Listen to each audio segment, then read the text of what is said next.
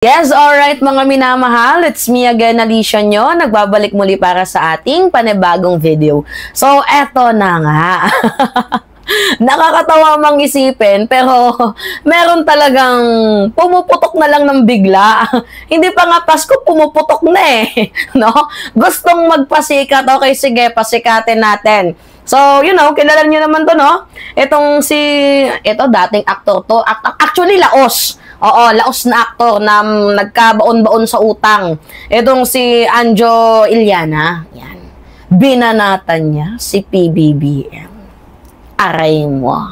Pag gusto talagang sumikat, no, ng isang gustong tumakbo bilang politician, ang pinaka number one talaga nilang ginagawa is yung old modus, which is yung siraan, yung hindi nila kapartido, or yung hindi nila gusto, or yung sikat na tao para lamang sumikat. O, katulad nito, drug test na naman ulit. Kay PBBM na naman ulit.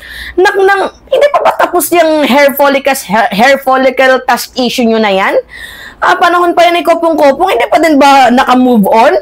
Or baka late na na-receive ni Anjo Iliana ang balita tungkol sa hair follicle test na yan. Diba? Oh, sabi niya dito, panay ang ngiwi po ng bibig ninyo, Mr. President. Kumbinsido ang taong bayan na kayo ay gumagamit. Ay mo. So, ibig sabihin, yung mga stroke survivor gumagamit din. Kasi ngumingiwi. Ganon ba yon? Ano ba naman tong logic ni Anjo Iliana? Diyos me. Sarap mong tirisin, boss. Oh, dito ka nga, payakap. Hanggang sa mag-violet ka. Payakap sa leeg. Hanggang sa mag-violet ka. Nakakapikon yung mga ganitong klaseng sistema. Beruin mo, kunyari si Mima gumanito lang. Diba? Trip ko lang gumanito.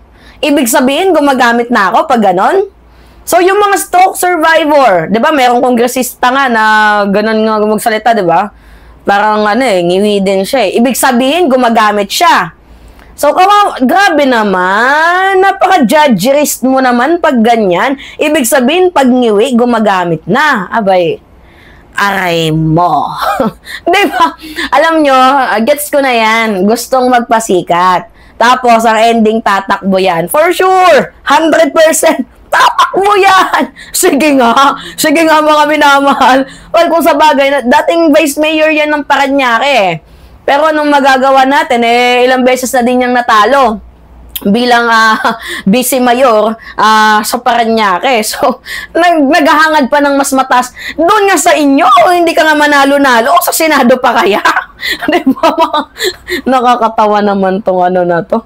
At saka pansinin ninyo, lahat ng gustong sumapi sa partido ni Digong, halos lahat parang mga old model na mga artistang Laos. Si Jimmy Bundok, diba? Artista din yan, no? Tapos tumakbo, aray mo. Diba mga minamahal? Ay, singer pala. Diba? Sino pa ba yung nasa lineup ni Digong na mapapansin natin? Si Estrada. Diba? Pansinin ninyo mga minamahal. Anyway, sige, tuloy tayo. Baka naman, Mr. President, na kayo ay magpa-follicle drug test. So, doon na naman siya sa drug test na yan. Diyos me, sa bara-bara bindita. Oy, ano yung karapatan mo para utusan si Mr. President ba? Sige nga. Ano bang karapatan mo para utusan si PBBM na gawin yan? Di pag sinunod yan ni President Bongbong Marcos, kailangan lahat ng iutos ninyo gawin niya. Kunyari, tumae ka, mag-vlog ka. Kailangan gawin din ng ating President. Napakasimple lang ng logic, mga minamahal. Kung ano yung gusto nila, dapat ginagawa ng Presidente. Hindi naman pwede yun. Diba? Si Sara Duterte nga, hindi nga natin napilit na umattend sa budget hearing eh.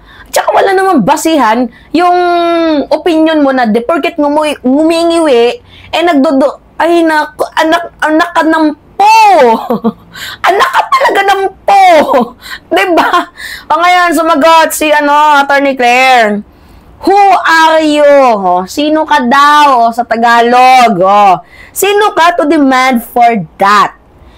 Hindi ka papansinin ng Pangulo kasi sino ka ba? Kasi nagpapapansin lang yan kasi Ngayon, baka mamaya ba, marinig-rinig natin, oo, na tatakbo na to bilang bilang senador. Pustahan nga tayo. Sige nga, mga minamahal, pusta tayo. Tatakbo yan bilang senador. Sige nga. Oo, for sure. Tatakbo yan pag ganyan mga klaseng sistema. No? Masyado pang malayo pero halata ka na. Ngayon pa lang nagpapasikat na, nagpapaamoy na, nagpapabango na sa taong bayan. Talagang, nila, paborito nilang gamitin si President Bongbong Marcos para sumikat ang kanilang pangalan. Hindi mo ba kayang pasikatin ang pangalan mo ng sarili mo lang? Bakit kailangan mong idamay si PBBM? Wala ka bang fame? Kailangan si President yung ginagawa niyong front para sumikat, para may pumansin sa'yo? Tulad ko, hindi ko naman kilala yung artista na yan. Basta, naririnig ko lang artista daw. Pero dahil nga pinansin niya si PBBM na wala namang ginagawa sa kanya, nakuha niya attention ko. Like, ay, sino tong taing to? Sino tong taong to na biglang parang sumikat na kabute? Tumubong kabute, tapos biglang nagpapapansin. Gusto niya atang lumaganap yung kanyang yung kanyang mga sanga, 'di ba? Kumuha ng followers, ng fans, 'di ba? Gusto niya magkaroon ng fandom, 'di ba? Tapos gagamitin yung bangag-bangag issue.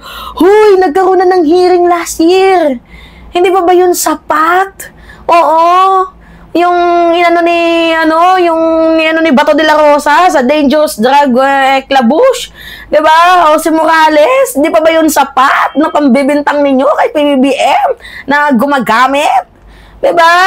Oh, hindi pa ba 'yun sapat? Nawala yung ko sa'yo, yung respeto ko sa'yo, aray ko. 'Di ba nakakaloka tong taong to? Kaya tama lang duruin ka. Diba, na Attorney Claire Castro, bayaran mo muna yung utang mo. Oo, kay Christopher Min. Parang wala ka namang utang na loob Diba? Minsan talaga yung mga tao, hindi mo talaga hindi mo talaga magets. May mga times talaga na ang bait nila sa panahon ng nangangailangan sila. Diba? Tapos, kapag wala nang kailangan, bigla-bigla ka nang tinitira. Kagaya ni Christopher Min.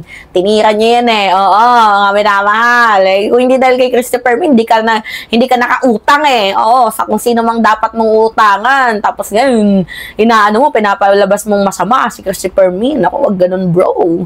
Masama yung ugaling ganyan. Oo, hudas ka talaga. Napipikon si Viva. Aray ko. Yes, alright. Anyway, pahingin lang ako mga minamahal ng comments, likes, and share.